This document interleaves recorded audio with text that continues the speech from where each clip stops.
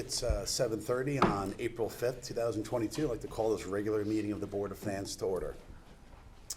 First item on the agenda, as always, is public comment. We have one person that's signed up to speak tonight. That's Lori Olson. If you'd like to come up to the podium.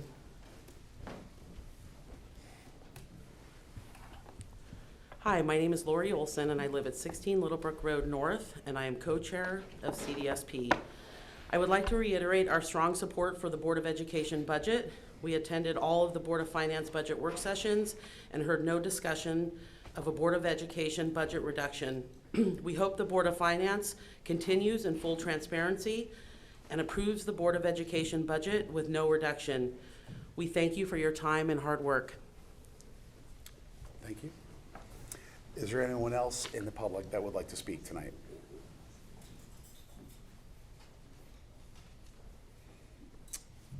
Okay. So the first primary item on our agenda tonight is going to be the budget discussion, and we've broken that up into three different parts. We're going to review any of the few open items that we have on the budget that we were discussing at our last regular meeting on Thursday, and we'll vote on the budget, and then we'll set the mill rate by determining all the different revenues and how we plan to raise the money.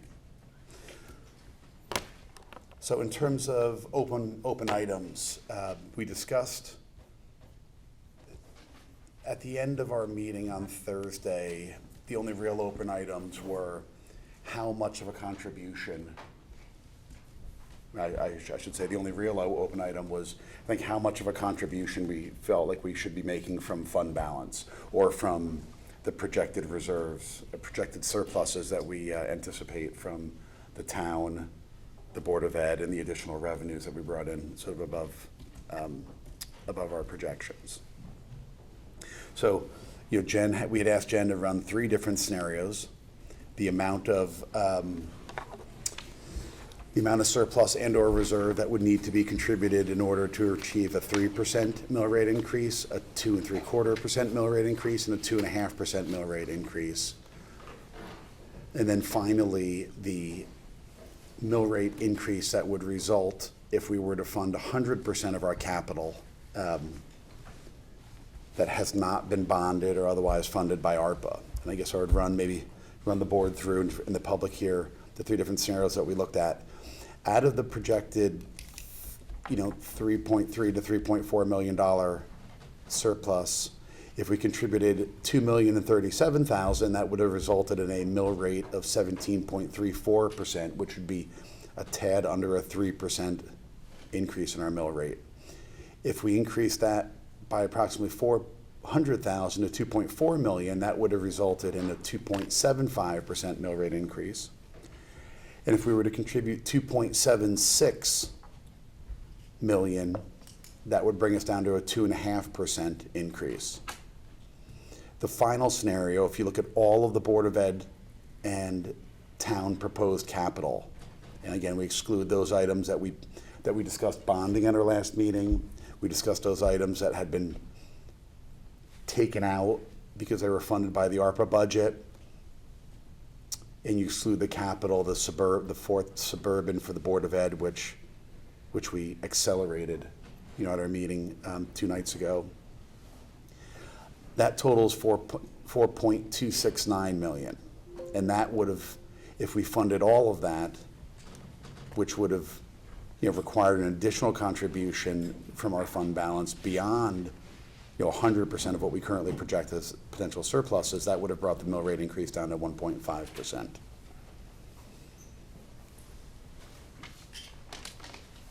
I think, when we look at other sources of funds, the Board of Finance maintains inside the Reserve Fund for Capital Non-Recurring Expenses a Board of Finance capital reserve.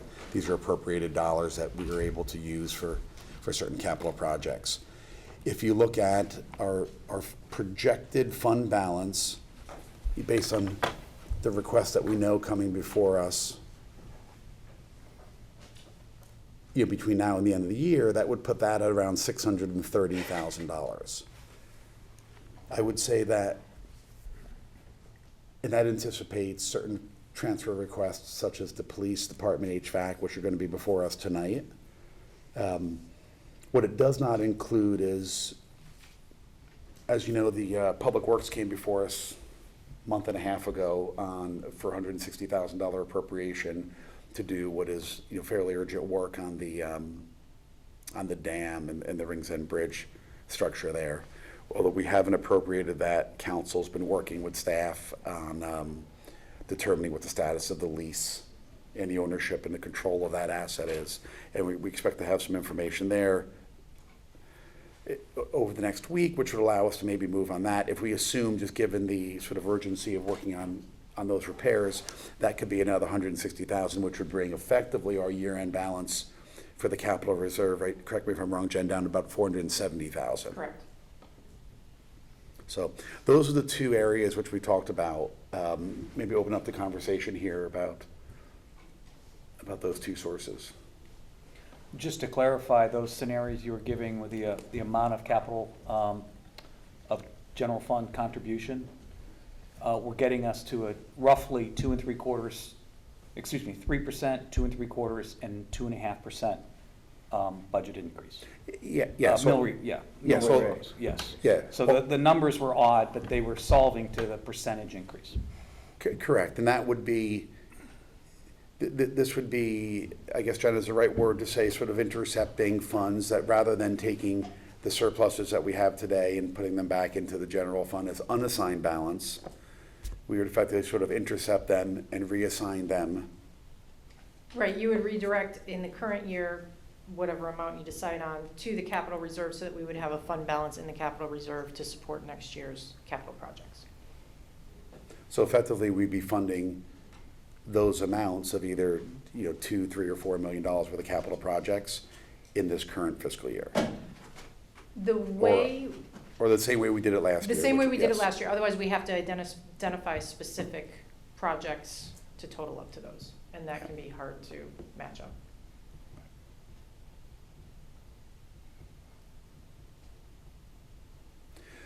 So I guess I'll make a few comments here. The surpluses, which have three different sources, the Board of Ed, 650,000 approximately, and the balance in the town really comes from two different sources. One is about $1.3 million of surpluses on the spending side, and the other is about $1.25 million of excess revenues come from the town clerk, net revenues from Parks and Rec, and a few other sources in the town, so it's a combination, those three sources together are $3.4 million. I guess I would first say, given that those are only projected surpluses, I don't necessarily feel comfortable allocating 100% of those surpluses back into the budget, because if they don't pan out and we still have 3 months left in our fiscal year, 2.5 months left in the of school and so forth, there's a lot of unknowns. So I guess I would say I was looking at approximately 90%, or maybe a little bit less than 90% of those being redirected, which would be about $2.9 million.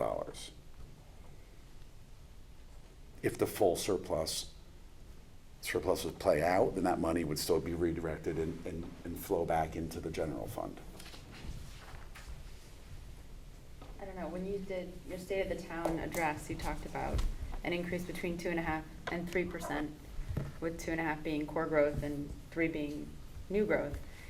And there really weren't a lot of new projects this year, like a lot of new initiatives. It was sadly, things kind of out of our control. So I'd rather keep more powder dry for growth in the future. I'd rather go with more like 275 or the, whatever it is, 2.7.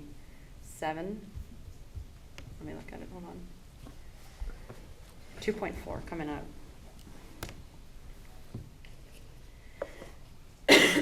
Okay, so a 2.4 contribution would get us to around just under 2.75% increase in the mill rate. Because it hits guidance and I'd actually be in favor of the slightly larger, using the examples that Jen already provided instead of forcing her to recalculate anything.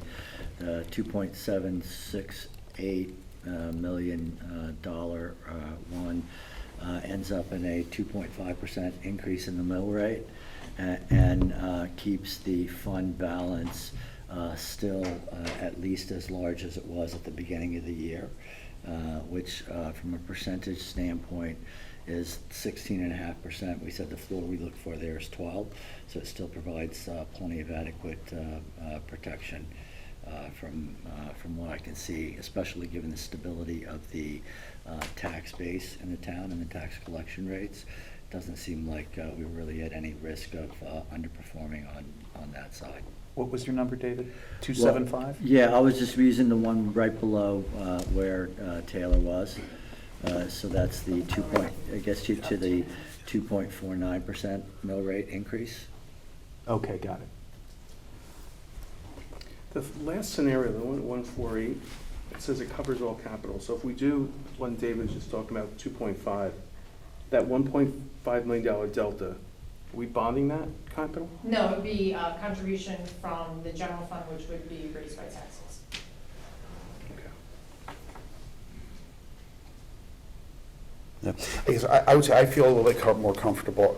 I'd be willing to go up to 2.9 million. And I think maybe just to add to that, when you look at our capital reserve, which is currently at 630, and if you assume, we know we have the 160,000 coming relatively quickly thereafter for the dam and bridge work, and that's just the beginning of that work. I think we could probably fund about $100,000 worth of additional projects out of our capital reserve, which would bring that down to around 370. So just as we think of sort of two sources here, you know, I would say I would support up to 100,000 coming out of the capital reserve, and up to 2.9 million out of, I say fund balance, but out of our anticipated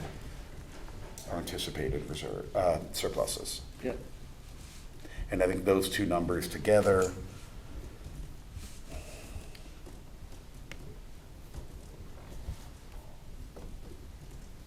Jen, I show that would be a 2.32% increase in the mill rate. Is that right? Yes.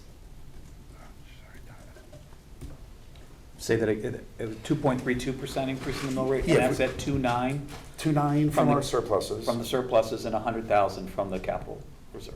Yes, which would, and that would generate a 2.32% increase. So that's, you know, a little bit higher than what David and Taylor were describing, but Yeah, I'd be completely comfortable with that. I was just trying to use numbers that Jen had already calculated. yeah. It's- I appreciate that, but I did add a row to back All off. right, yeah, well, had not seen that row, so, yeah. What I would also say is on the far end, the full 4.2 million of capital, I don't feel comfortable with that, because that, one, we're putting ourselves a little bit into a corner and assuming that 100% of the surplus comes in. Right. At 3.4, and even if we put 100,000 in from the capital reserve, that's 3.5, that'd still take another $800,000 out of our general fund, which would bring down our general fund as a percentage of, you know, kind of what we refer to as our budgeted revenues, you know, sort of down into the 15% range,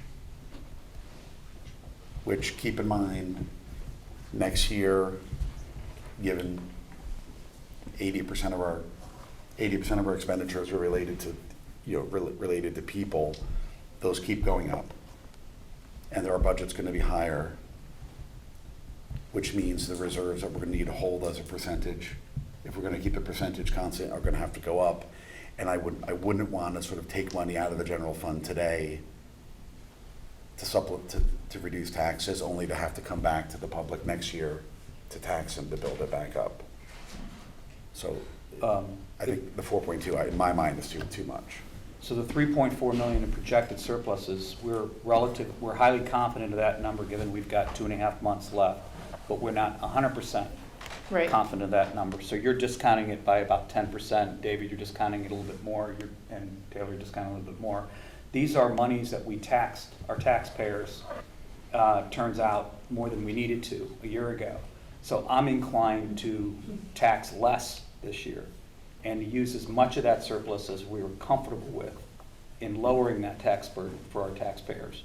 And so where I'm coming out is I'm 2.9 at the high end and 2.768 at the low end, then plus the 100,000 from the capital reserve. So 2.868 or Yeah. 3.0 is where I'm comfortable. Do any of the higher numbers place any pressure on our AAA rating? I think, so if we were to contribute 2.9 and our full surplus has come in, that would put our budgeted reserves as a percentage of this year's budget at around 16.4%, which is down from 17.9%. So it's bringing down 1.5%. I think, Jen, correct me if I'm wrong, but I think the agencies, when you look at our scoring, you know, there's five or six different categories. And pretty much all of the categories we fall into what Moody's defines as a AAA category. The AAA category for fund balance and reserves is 30% of your budgeted revenues. The threshold for AA rating is 15%. And if you think about, we have a policy that the board has adopted, you know, that says we would never let it fall below 12%. If it got down to 12%, we would generally have to come back, tax our residents to build it back up. So, you know, my view, anything falling below 15% would run the risk of us falling into the single A category. And then when they look at all of our scoring, currently they look at 4 different AAA metrics and 1 AA metric, and they still get to AAA. At your proposed levels, we're at 16.4. And correct me if I'm wrong, Jen, but 4 years ago, we were at 15.4, and we were still AAA. Right. Yeah. In the beginning of this year, we were 17.8.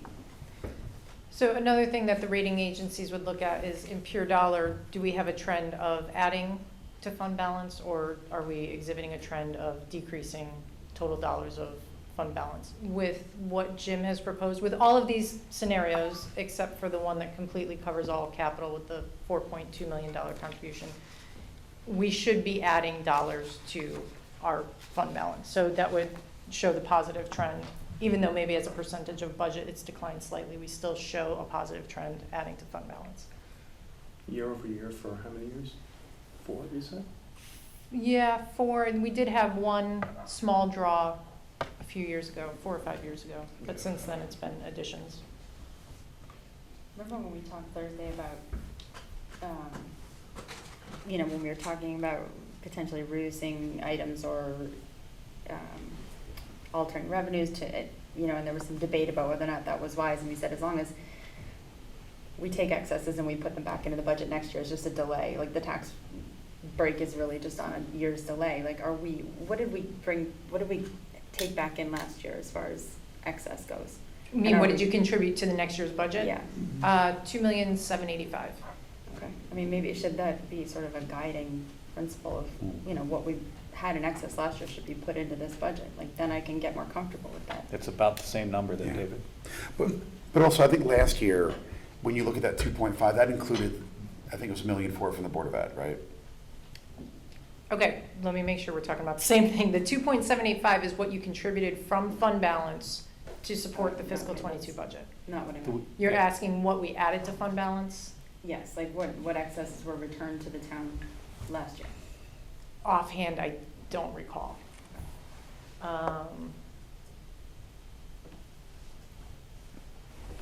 Yeah, I don't, and I don't have access to all my files on this computer.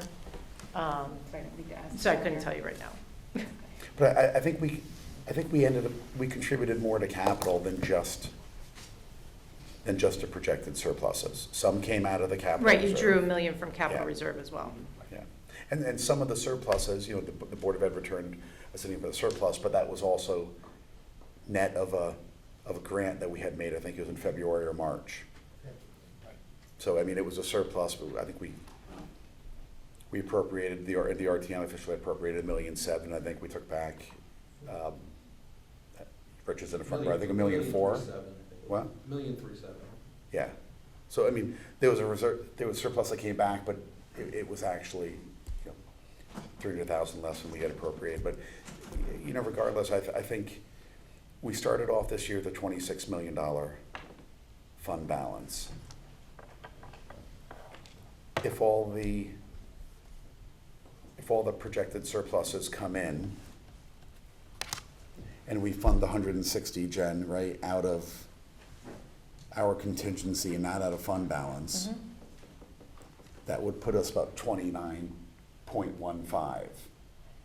So if we were to use, for example, 2.9, we would still be increasing the fund balance by a few $100,000.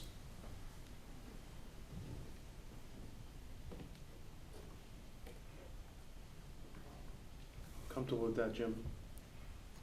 Because I look at it, we'll be 7 million in excess at that point, and the percentage of revenues will be about 16.4, and we'll be kind of where we started, like you said. Yeah. Plus a couple $100,000. And I guess I would just say, because the public's here, when we talk about excess, right, I talked about what a AA rating, suggests. That's 15%. 12% is that's the point in which, if it hits that, at least my recommendation, this board would be looking to tax our residents to bring it back up closer to that 15%. So, when we talk about sort of 7 million above, that's above our absolute floor. We never let it get down there. So I think, the 15, about $1.5 million above our 15% floor. And to be clear, this whole conversation is, there's no anticipated cut to either operating budget. Correct. And the only adjustment to the capital budget is actually pre-funding the car, the vehicle. Correct.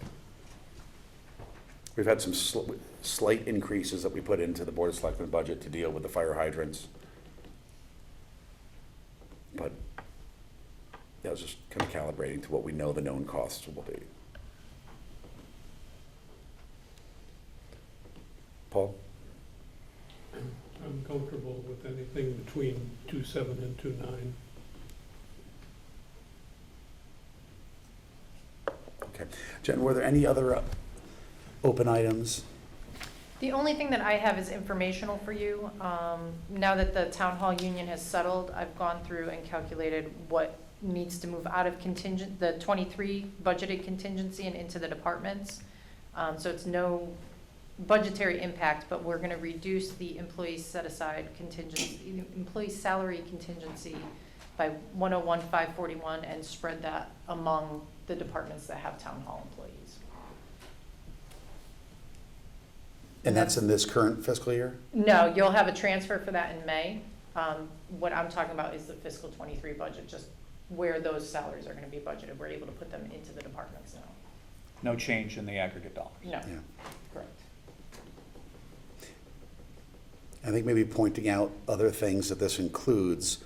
This includes, your suggestion that we move the Board of Finance contingency from 300,000 down to 250, which is what it was last year. Yep. But certainly below the 400,000 that's been in the history, historically. It includes the, using, I'll say net 111,000 that we budgeted this year for the first interest payment of the Oxford School District, the Oxford School bonds that we just issued a few months ago, moving that into next year, because that's the first coupon payment just won't come until fiscal 23. Jen, what other notable? It includes about 570,000 that we moved Yep. out of the Board of Selectmen's capital, and we funded that with the ARPA funds.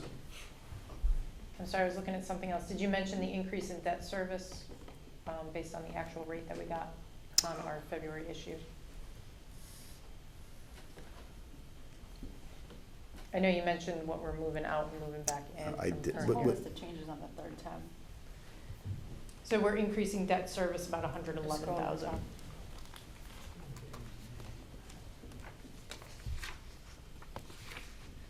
Okay. It also includes, we're closing the $100,000 special ed reserve that had been set up many, many years ago and hasn't been touched for 12 or 13 years, and that'll be used to fund capital projects. Or Jen, actually, sorry, is that going into the general fund? Do we have General fund, yep. Yeah, so it'll be used to fund the overall appropriation.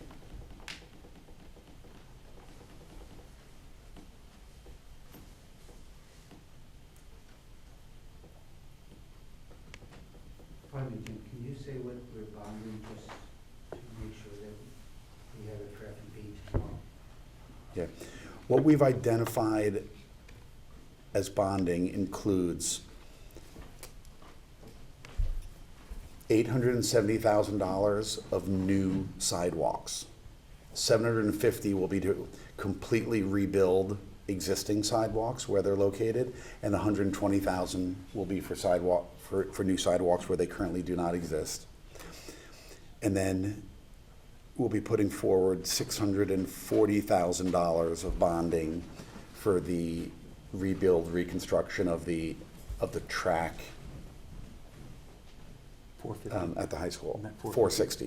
460. 460. Okay. Jen, 460? 450. 450. 450. That wasn't a cut, that was just a wrong number, sorry. So that's it right there. And then and then trucks. Yeah, so there'd be 1.32 of bonding, and then the fire trucks, as we discussed last time, I mean, I think the different fire departments for each of the three trucks are in different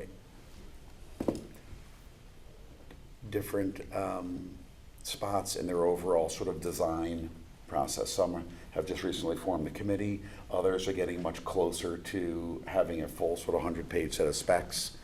And as we discussed, some of those expenses, just given what's going on, you know, are much higher than what we had originally sort of anticipated. So these, you know, at least I expect one or two of these trucks would be sort of off-cycle bonding requests, you know, during, you know, over the next 6 to 12 months. So we're not actually putting forward any bonding resolutions as part of tonight's motion for fire trucks. Jim, is that in the next 6 months, we may do an appropriation for the fire trucks, but we would bond when we receive them? Correct. Which And would it's, be about 2 years yeah, later. that's a great point, Jack. The fire trucks, we would appropriate and approve a bond authorization, but we wouldn't issue bonds for likely a year and a half, 2 years, just Right. based on how long it takes for these vehicles to be created. Well, Jim, correct me if I'm wrong, but based on my impression of where each of the different fire trucks is in the development phase, Jack, there's probably, my understanding is there are 2 that might get to a point where they need an appropriation in the next 6 months. The other one's probably beyond that. Yes. Yeah.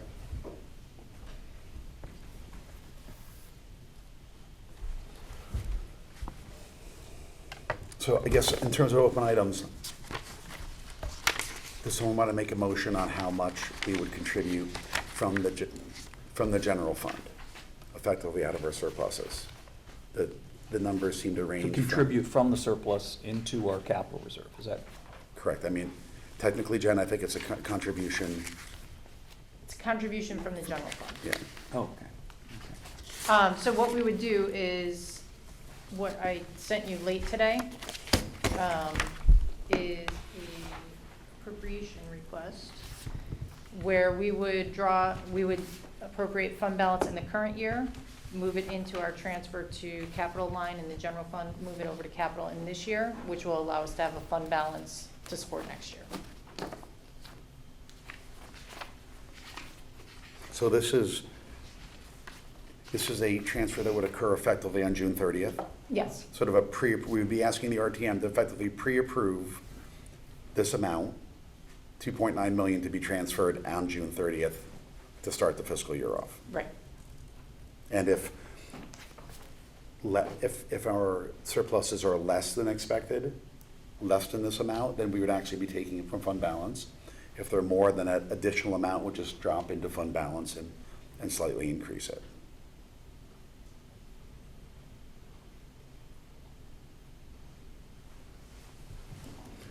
So I have a motion to use 2.9 million as that amount.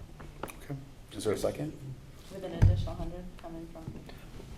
That's a Yeah. different motion, right? We do two different motions, but it's the anticipation that you would also be doing a motion for 100,000 out of that, out of the Yes. capital reserve. Yes. Okay, so we have the motion on the table. Any discussion around that? I would just add one last thing. Don't forget on the collection rate, we've taken it down to 99.47, Yeah. which is below our historical rate. Right. Yeah. Right, so we've given ourselves a little bit of Well, breathing room. we were at 99.45 in fiscal '22. But our actual collection rate, The average has creeped up a little bit, so when we reduce it by 25 basis points, we get the 99.47. I think that's the nuance that all the public might not appreciate, is the Right. methodology of looking at the actual realized collection rate over the past 5 years, averaging it, and then we subtract 25 basis points, which provides just a little bit of extra cushion for variability that may occur. Historically, our collection rate's been pretty stable, which is great, but it's sort of the just-in-case factor. So if you're paying attention to what's happening, what we're doing right here is we're discussing, and there's a motion on the table to fund 2.9 million of next year's budget from the general fund, or effectively from the surpluses. And then our subsequent motions will actually we'll vote on and approve the operating budgets. And then we'll have to determine the sources for those as well, which will ultimately determine the mill rate. So we sort of take out what we'll fund from surpluses, what we will fund from capital reserve. We determine what our budgets are, and then the balance that we're not bonding, we have to tax for. So, any other discussion on the motion for 2.9? Okay, all those in favor of 2? Second. no, Rob said. Rob seconded.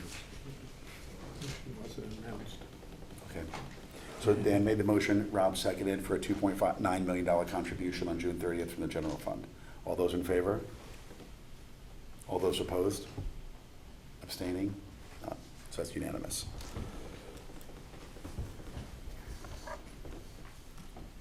Okay. So if I'm doing this in the right order, the next motions will be to vote on the actual operating budgets Yes. and So the I will- subsequent. I'll get you those numbers on a clean version.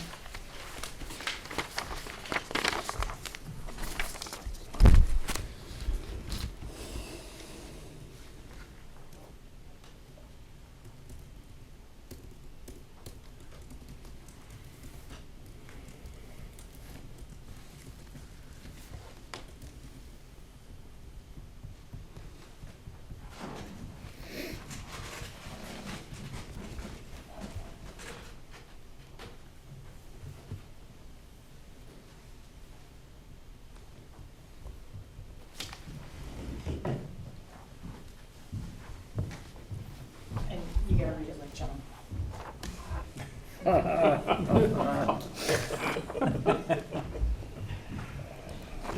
That would be a quick pace. The auctioneers. Okay, so I'm reading from the full resolution that we're going to be putting forward to the RTM for their consideration. And I will never do this as well and as eloquently as Mr. Zagrowski has, but resolved that an appropriation of $4,729,892 is hereby made from the reserve fund for capital and non-recurring expenditures for the purposes of meeting expenses of the town of Darien, as shown by the budget this day. This is a total of our capital, Yes. less the 100,000 that we're funding from already appropriated dollars in our capital reserve. B, resolved that an appropriation of $48,437,074 is hereby made in the general fund for the selectmen's operating budget. C, resolved that an appropriation of $110,607,016 is hereby made in the general fund for the education operating budget. D, resolved that the above appropriations totaling $159,044,090 are for the purpose of meeting the expenses of the town of Darien for the fiscal year commencing July 1, 2022 and ending on June 30, 2023, as shown by the budget this day approved. E, resolved that the tax of 17.23 mils is hereby levied upon the last complete grand list of the town with a total net assessment of $8,795,449,285 on property as of October 1st, 2021, payable in 2 equal semi-annual installments. The first installment to become due and payable on July 1, 2022, and the second installment to become due and payable on January 1, 2023, provided, however, that any taxpayer may pay both of said installments on July 1, 2022. 2, the personal property tax on motor vehicles in said town shall be due and payable on one single installment on July 1, 2022. And 3, any property tax in any amount not in excess of $100 shall become due and payable in a single installment on July 1, 2022. F, resolved that the town of Darien, acting through its Board of Selectmen and subject to the approval of said town at the annual budget meeting of the representative town meeting to be held on May 9th, 2022, be authorized to borrow on the note or notes of the town the sum of $5 million or so much thereof as may be necessary for the general expenses of the town pending the collection of either or both of said semi-annual installments of taxes on or prior to June 30th, 2023. This basically gives us the ability to issue short-term bans or TANs if we need to fund our negative working capital. G, resolved that the following appropriations for other funds are hereby made as detailed below for the 2022-2023 fiscal year as shown by the budget this day approved. $4,177,360 for the sewer operating fund for the purpose of meeting the expenses of the Town of Darien Sewer Commission. $200,000 from the sewer assessment fund, $152,600 from the sewer capital fund, $710,400 from the parking lot administration fund, $390,000 from the parking lot capital fund, and $950,000 from the recreation program fund.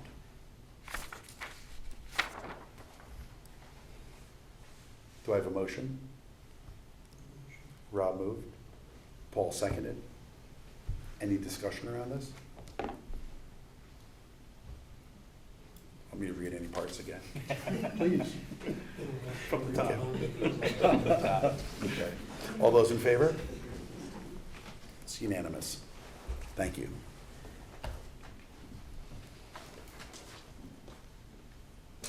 That it, Jen? That's it. You set the budget. Okay. So do we have, So with for- that 17.23 mill rate, what's the increase now? I'm sorry, what? What's the increase? 2.32. So the projected mill rate that we're sending to the RTM will go from 16.84 to 17.23, an increase of 39 mils and 2.32%. And again, as you pointed out, that includes a 25 basis point haircut to our expected collections, which is up 2 basis points from last year.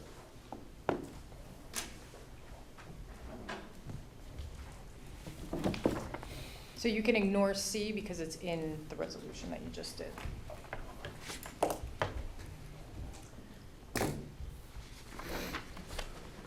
Okay, the next resolution is our standard refunding resolution.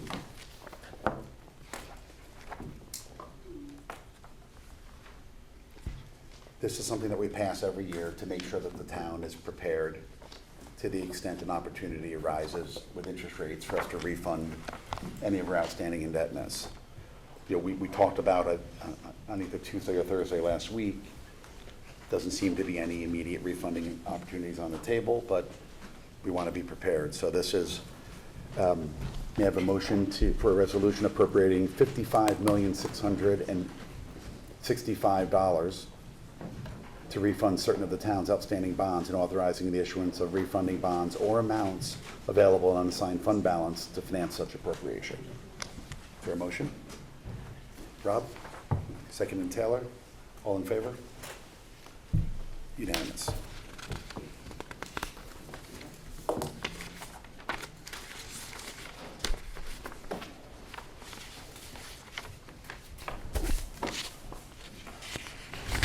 Okay. The next item is going to be the review and closeout of capital projects that are in the reserve fund for capital and non-recurring expenses. So the total we're requesting to close out is $390,860.05. I do want to note that the fifth item from the bottom on page 2, there was an error in the percent used calculation. It's 93.98% used, and we are returning and closing out $4,217.50. So that part was accurate, the percent used was not.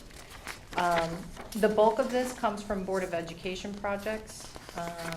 70,000 of it from their new carpet in libraries that they expect to be part of a larger library project, so they are not going to do them with the 70,000 that's already appropriated.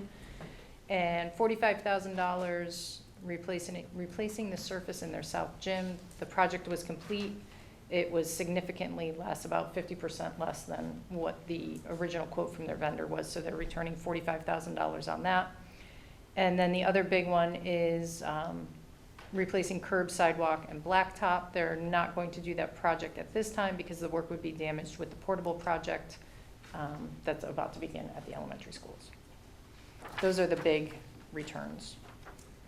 Jen, there were 2 separate allocations for new carpet at the library? Yeah, 2 different schools, Okay, got it. All right. And was that Hindley and Royal? I believe so. Okay. Middlesex and Darien High School. Close enough. The schools.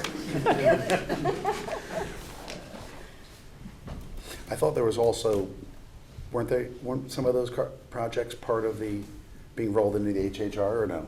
No. Okay. Okay, so we need a motion, Jen? Yes. Okay. Can I have a motion to close out $390,860 worth of projects from the reserve fund for capital non-recurring expenses into the capital reserve account? John makes motion, Taylor seconds. All those in favor? Unanimous. Okay. Item 6, transfers. We have 2 transfers in front of us tonight. Both have to do with the police. One is for facility repair and maintenance to the amount of $15,000, and the other is related to hopefully final work on the HVAC equipment for just over $14,000. Chief Anderson? Good evening, folks. Now, for something not nearly as in-depth, or the figures that we were just discussing, but I don't know which one you want to do first. We'll do the HVAC. It's a never-ending saga on the HVAC system for the town of Darien Police Department. How many years has this been going on? The building was built in 2011, and we probably started chasing these issues in 2012, so probably close to a decade of HVAC on and off. So, as the board knows, we had a $180,000 appropriation for a complete overhaul of our actual system, the brains that run the HVAC system. When they started getting into that, they found out that one of the 2 compressors on the roof where it was no longer fixable, it wasn't viable to fix it, so we needed additional funds for a new air handler and compressor on the rooftop. Tony Campanella had a family commitment, so he had to leave. He's the nuts and bolts guys of this, but we did wrangle a pretty good Goodwill repair out of Carrier to get that rooftop unit fixed. As they're going forward now with the new vendor, they have found out that what we have in our building does not match the as-built, and that's why we need an additional $14,000 for HVAC additional equipment. Some of it comes with pressurization. For the better part of 10 years, they've been talking about negative pressure and positive pressure in the building. They kept trying to balance it back and forth because we just couldn't keep it not drafty, it was too hot, it was too cold. We had water coming out of the ducts on my desk, onto the desks in the other administrators' areas, condensation on the ductwork. So as we found out now, 6 or 7 or 8 years into it, they took a snapshot of pressurization, but there are no pressurization sensors in there to constantly monitor this system. So my understanding, again, as a layman, of how it is supposed to work. And I told the Board of Selectmen last night, just a quick anecdote, that in the chief's office, when they built the building, they put very nice wall covering in the office. Well, in the time of negative pressurization, behind the wall cover, it was as green as the seagrass and the town seal behind you, which we had to bring in a company to completely remediate the mold in that office. Later on in my office, I had to throw away a whole bunch of uniforms because they just got moldy because of the ventilation problems in there. The DPW has told me that working with automated logic, that an additional 14,000 and change will get us over the finish line. I do hope that I do not have to talk about HVAC ever again. So that's where I stand with my request this evening. And also, after the pressurization sensors are put in and working properly, they do have to do a balancing of the complete building. They did that at the beginning, but it was a snapshot in time that apparently wasn't done up to snuff, I guess, or to the point where the system is working properly. I want this to kind of be like a telephone. I want it to work without knowing how it works, that it just works. That's my goal. DPW, without them, I would have been, up the creek without a paddle because I'm not an HVAC guy. You almost lost me, as a matter of fact, one time because I was upstairs while they were working on the compressor. The technician went inside. Luckily, I moved from out in front of the compressor just as it exploded. With shrapnel and glass and metal, where I was standing minutes before. So I've had my fill of HVAC, and hopefully this $14,000 will get us over the finish line and we can stop talking about it. Well, I know this has been going on for a long time. I didn't have gray hair when HVAC issues started. This is obviously not something that you and the staff should have to deal with. I appreciate you guys are always patient and over the years in terms of working on this. I mean, this sounds like it's an issue. I think whenever we've needed to fund money to look at this and try to fix this, we have, but it sounds like this hasn't always been about money. It's about figuring out actually what the problem was, and it sounds like you've, knock on wood, we found out what it is. So I think this is. I can't promise I won't be back for HVAC issues, but I will do my absolute best to not ask for any additional funds in that regard. How quickly can they fix it? DPW is working on it with the vendors. I think this is something we had to get done, so they're not waiting on this. I mean, clearly, everyone knows it's an expenditure that I think that we have to have. We've invested this much money in the remediation, we can't stop a couple feet short. So I think Tony Campanella and Ed Gentile and Dave Sabini are working very closely with the vendor to get this resolved. Chief, will there be periodic checks of the pressure to make sure that it isn't drafty or? Yes, so as part and parcel of the new brains for the system from automated logic, this is all monitorable by the DPW folks. They don't even have to be there, right? And they put in additional alerts and alarms where if systems are not working properly, they get an immediate notification that there's something amiss and somebody needs to come look at it. Thank you. Hopefully not the chief. Okay. Chief, I think I was saying to you, 5 or 6 years ago, you and I and Stacy TA were up there looking at the HVAC, so it just With just screwdrivers doesn't and go away. wrenches. Right. Yeah. It's a very complex system, and there's some people that were involved in the building committee at the beginning said back then they thought it was too complex. Again, we're trying to achieve efficiency, as we did a lot of the things in the building, and you find out that sometimes you're trading efficiency for operational, real-life operational type stuff. Which ultimately just comes back to us in terms of more cost down the line, so. The vendor has assured me that they will be able to meet my litmus test, which is I want to set my office at a certain temperature, and I want to set the communications center at a certain temperature, and have a recording thermometer put in both places, and for 30 days, that temperature will remain constant if no one touches the thermostat. And they've assured me that that is not an unreasonable ask, so that's my litmus test before I let them sign off that they're done. Okay. And Chief, how far away is your office from the communications? It's right above, but it's two different systems. The communication center has a standalone system. which we have found out over the years was operating in contrast with what it was supposed to do, right? It has its own standalone system, but it also has a backup system that can pull from the main building. So in times of emergencies, if everything shuts down, the communication center could still be operational with heat and ventilation because of that. It was designed that way. Okay. Well, I guess while you're here, do you want to, if there are any other questions on the HVAC, you know, there are two other, the $15,000 transfer. Yeah. And so in our general facilities repair and maintenance budget, we asked for, I believe, $32,000 or $33,000. Of that, $19,000 of it was just earmarked as general repair and maintenance for the building. It's not diesel fuel, it's not other things that specifically are earmarked. We had two projects that we had to do for the safety and security of our building that ate up almost that entire amount. One was closed-circuit TV cameras that went on the fritz and needed to be replaced. Some of them were in the booking area and the cell block area, areas that have to be monitored for best practices and for accreditation purposes, so they had to be repaired. As this board knows, and I explained to the Board of Selectmen last night, we've asked for a new CCTV camera system in next year's capital budget, and the vendor has assured me that these cameras that we just did put in are fully compliant with that new system, so we will not be replacing cameras again that we just replaced. This kind of came to light too with the CCTV when we had the vandalism to the police memorial monument in front of our building.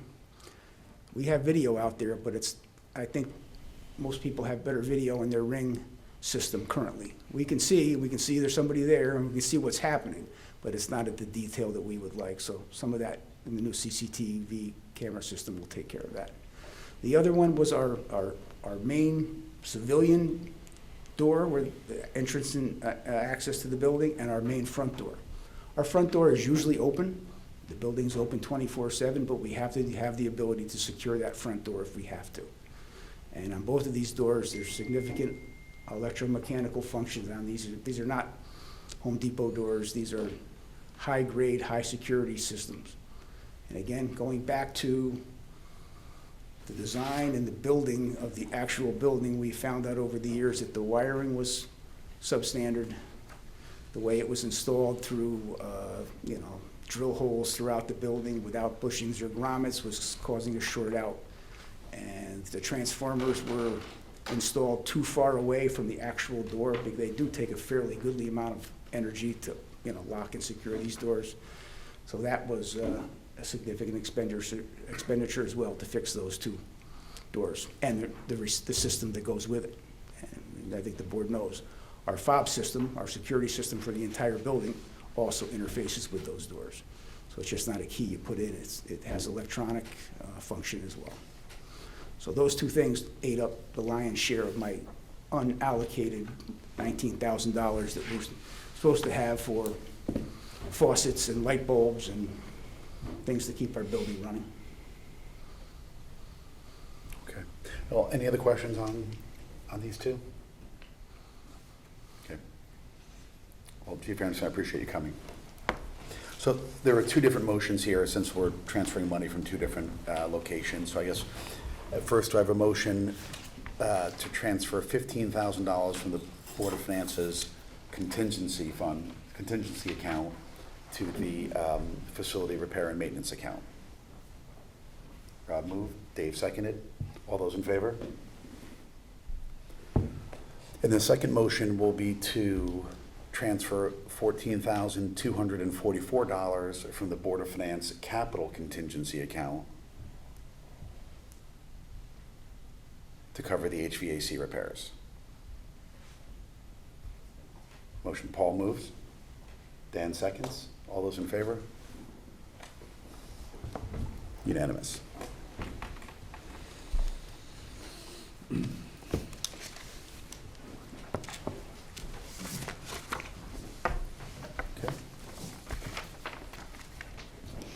So moving along, the financial report, Jen? Pretty uneventful. Property tax collection, we're at 99.85% of budget, which we know is different than actual collections. according to the tax collector, she is on track with prior years and has collected 99.4% of the actual levy. So we should be in good shape on that. The other one, town clerk, you can see they've collected 1.9 million on a $1.6 million budget. So they are about $325,000 over budget. They continue to have a high volume of real estate transactions.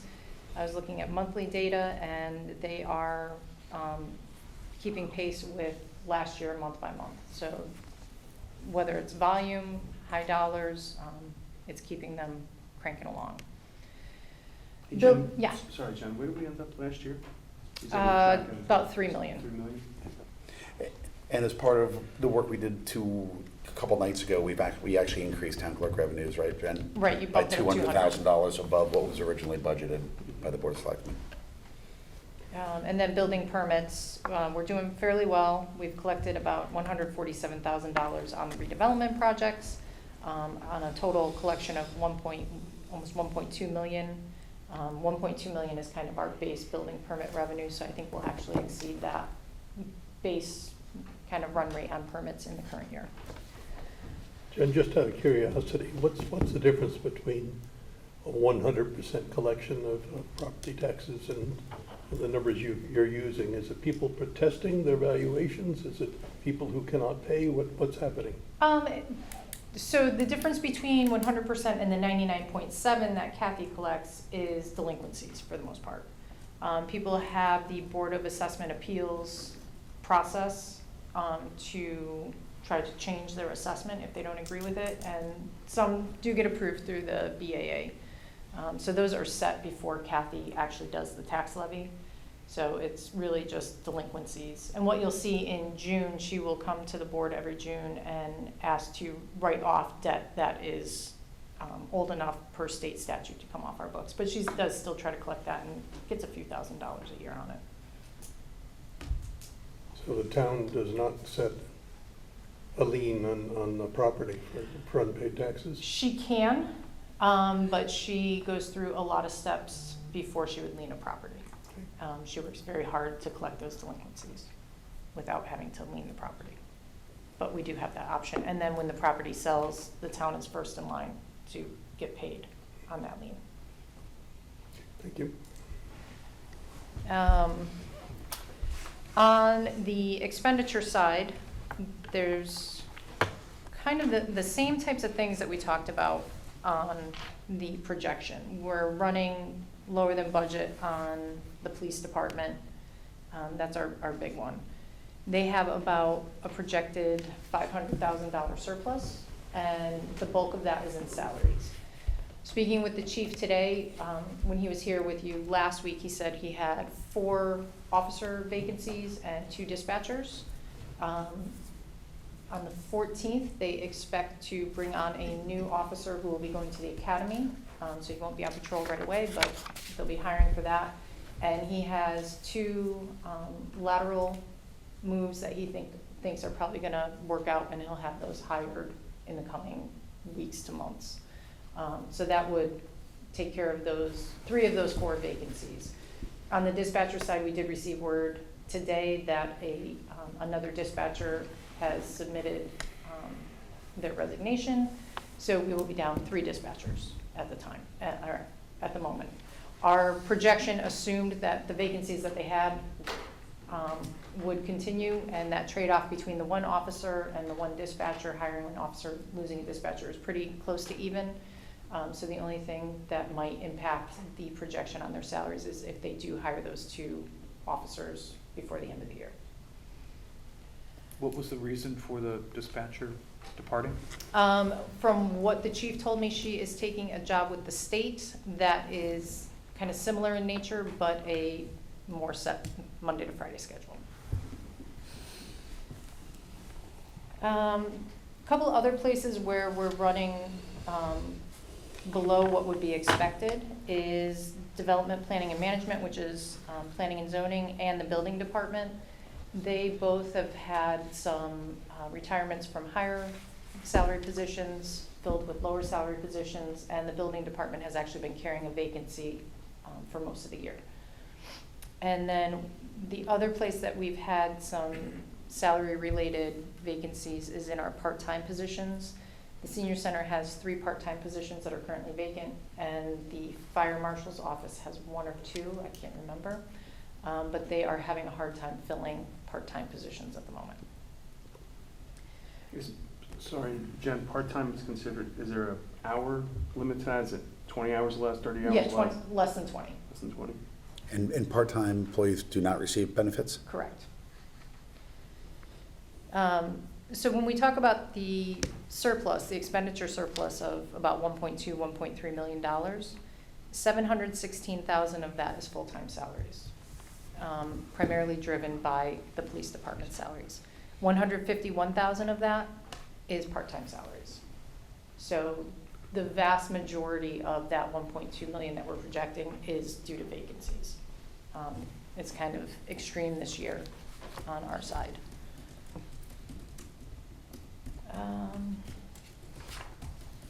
Other than that, most of the departments are tracking as we would expect them to. Nobody's running really hot. This time of year, we usually take a look at emergency medical service. We pay Stanford EMS quarterly, and right now we are on track to be within budget. In the last couple of years, we've had significant transfers to make up for the difference between their contracted amount and billings and collections. Going on to state revenues on page 4. There's no new information on here. The only update is at the bottom, LoSiP. The allocations have been released. We have an allocation of $115,049, and I'll be submitting the forms to draw down all of those funds. So 2,000 more than what was budgeted. Right. The state is kind. We've talked about contingencies and fund balance on page 5, so I won't go over that. Before we move up to 5, can we add the parking fund, the Parks and Rec fund to this page going forward? Just to track, because I don't think I saw, that's a new fund now, right? Right, we haven't started using it yet. It'll begin being used July 1st. Okay, I So didn't see which page park- are you picturing it on? On page 5, you're saying? Well, did I You- miss the revenues? So my recommendation would be on pages 6 and 7, we have the parking fund and the sewer fund. I think we could add on there as well. We'll have revenues and expenses and track those. So I just missed the revenues from the Parks and Rec programming. That is on page 1, That's what under I- other revenues in the comments. We have Okay. collected $1.1 All right, million never mind. out of a Got it. $665,000 Thank you. I was looking on the budget. left of it. Thank you. Parking and sewer fund are doing okay. Sewer fund is doing very well.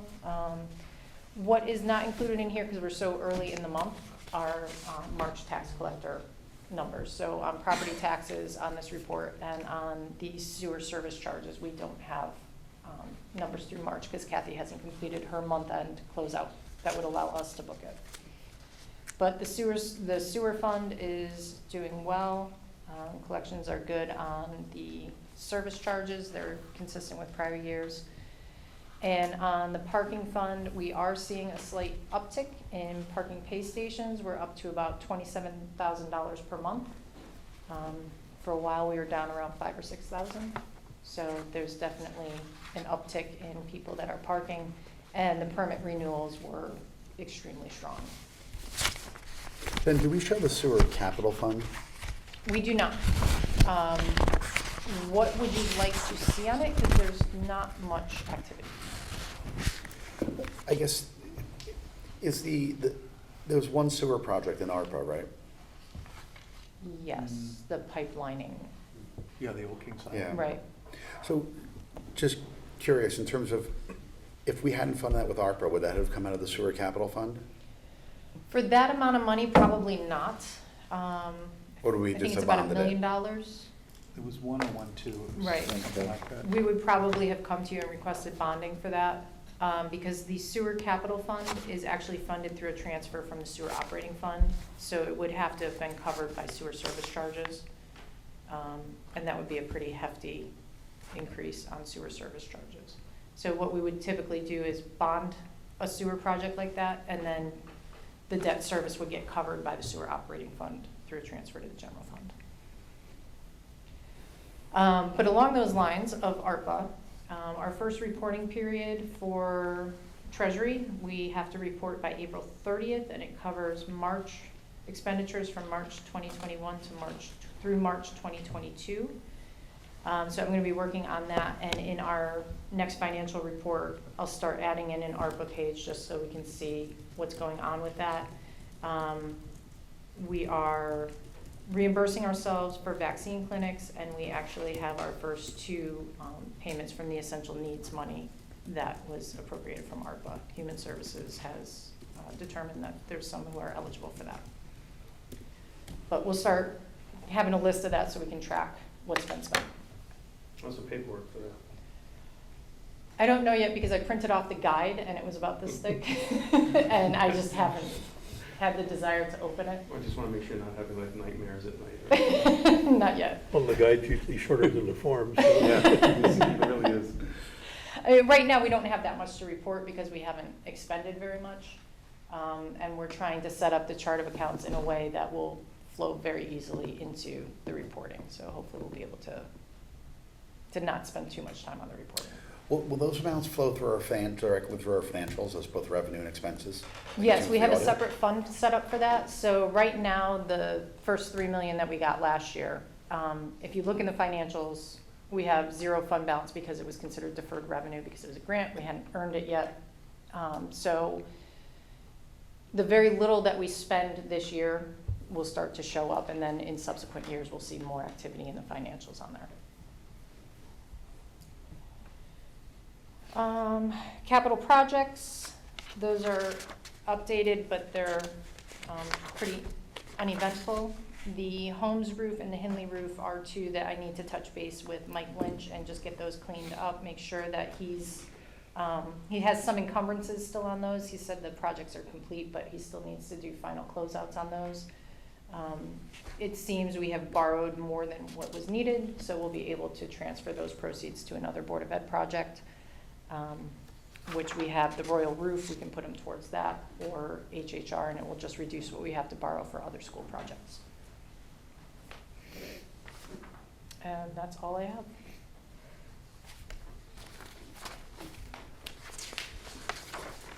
Okay, special assignments. David, any update on HHR? I know we've heard a lot about that. Well, we just, heard about HHR and the initial appropriation and bonding resolution. It's passed the Board of Finance. It's now passed Finance and Budget. It's cleared through the Rules Committee and the Education Committee, the RTMs, and should be on the RTM floor for a vote on the April 18th meeting. So 10 days post the April 18th meeting, the 28th, the $102,500 that we previously approved from contingency should be eligible to be transferred back into contingency. Other than that, operationally, everything is going on as planned. The RFPs are out for the architects. Mike Lynch has been being buried with questions from various people on those things. The RFQ for the construction manager is either out or about to be out. I'm not, from day to day, that's hard to keep track of. But they have contracted to update the surveys, which were dated from 1995. They've contracted for the environmental testing, asbestos and PCB testing expected to occur over the April break, so this coming week, I presume. They are in touch with 3 different companies bidding for traffic studies for each of those properties. So we're running full steam, and we did meet with the state via Zoom, the Office of Grants and School Construction, they are in the process of reviewing the data that's been submitted to them, and they'll be getting back to us with some feedback whenever their time schedule is. How long did it take with Oxbridge? Pardon me? How long did that take with Oxbridge, do you know? That's a great question. I don't know. Was not involved for that process. I was My on the committee my understanding at is the time. Jen might know. we went to them a lot earlier than the Oxbridge Committee did, to try to give them a first and initial early look. because there's a nuance, without getting in too deep in the weeds, there's a nuance for these types of projects versus Oxbridge. Oxbridge was new construction, so there was a fixed rate of reimbursement that would be adjusted by certain things like the square footage ratio and the eligible cost concepts. For these types of projects, they're either deemed to be a renovation or an alteration and extension, and depending on which they are deemed to be, will determine the eligible costs that can be included versus not included. So we're waiting for the state to tell us which categories each of those schools might fall into, and just preparing ourselves for the expectation that there will be 3 different realized reimbursement rates depending on that myriad of variables, which I can't pin down at the moment. Are they dramatically different though? Are they a lot lower maybe for? The rate of reimbursement is fixed, but the amount of things that get covered Okay. is significantly different. One of the things that we will do is, if they come to us and say something is an alteration and extension, we will ask them, okay, if we wanted it to be a renovation, what would we have to do to make it? The problem is that might include expanding the scope of the project beyond which was originally planned. And aside from the economic aspects of that, right, you pay more for the extra work, you get higher reimbursement, but does it compensate? You've got all the issues of, does it delay the job? How much longer does it take? What will be the impact on the students? All those other factors that need to get figured in, and the Board of Ed would have to opine on the alteration to the ed specs to allow for any other material work to be done that's outside of the initial ed specs. So, but we will ask the question to see if there's any material benefit to doing it or not. It's obviously, worth evaluating, but time will tell. And there's different sets of eyes on this project than there were on the Oxbridge project at the state level. Is that because it's renovation or just because of all the turnover at the There's state? turnover at the state. They're all in jail. Okay. The pension committee is scheduled to meet on the 19th of this month. We're waiting to see if we have a quorum, Okay. because that is in school vacation time. Nothing on audit. And IT, we met earlier in March, and I'll give this board a better update next time. Just digesting some of the stuff. Okay. Don't want to go off the cuff with it. Okay. Okay. Still have to do the minutes. I skipped item 8. Correct away. Okay. The minutes are brilliantly crafted. I see no errors at all. Did not find any errors.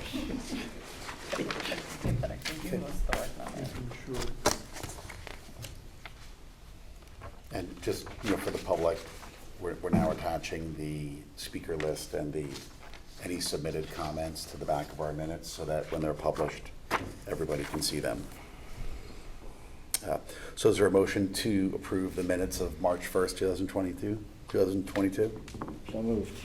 Dave moved, Rob seconded. All those in favor? All those opposed? I had a correction. Not on that one. Oh, sorry. Any abstentions? Wait for it. Wait. Unanimous.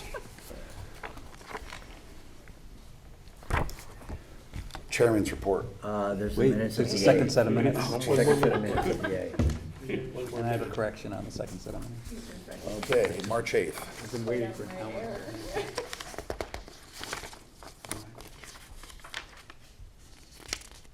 Okay, March 8th.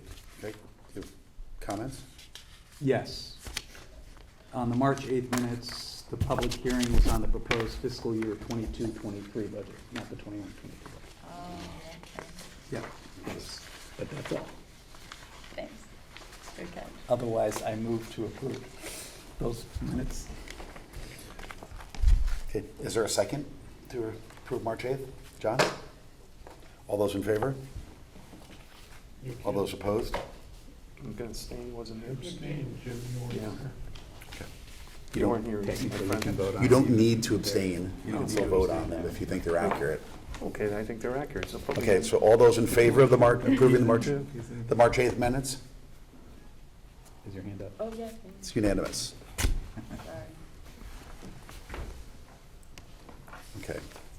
We conquered A and B of the minutes. Chairman's report.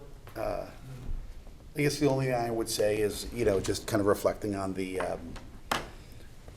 last 4 months of the budget season. I would just say I think it's a pleasure to kind of serve on this board and serve with you all. I think it was a sort of long process, kind of going through the budgets. There's a lot of work kind of starting in January and so forth, but I really respect this board and kind of how we operate as a team, because I think it's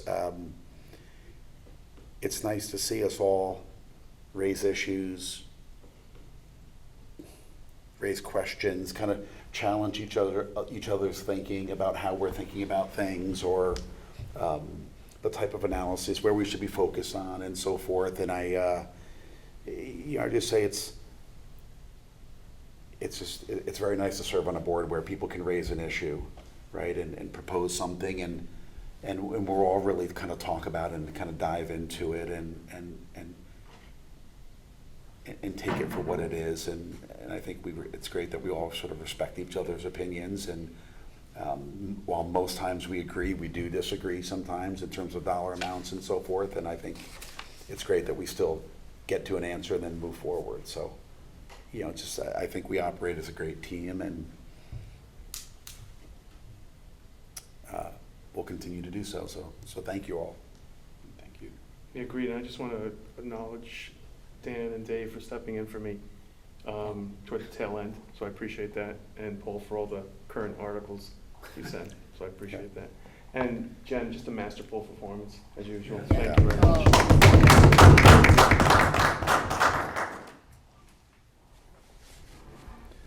So is there any other business? Hearing none, is there a motion to adjourn? Paul moves, Dave seconds. All those in favor? Thank you. Unanimous. Thank you all.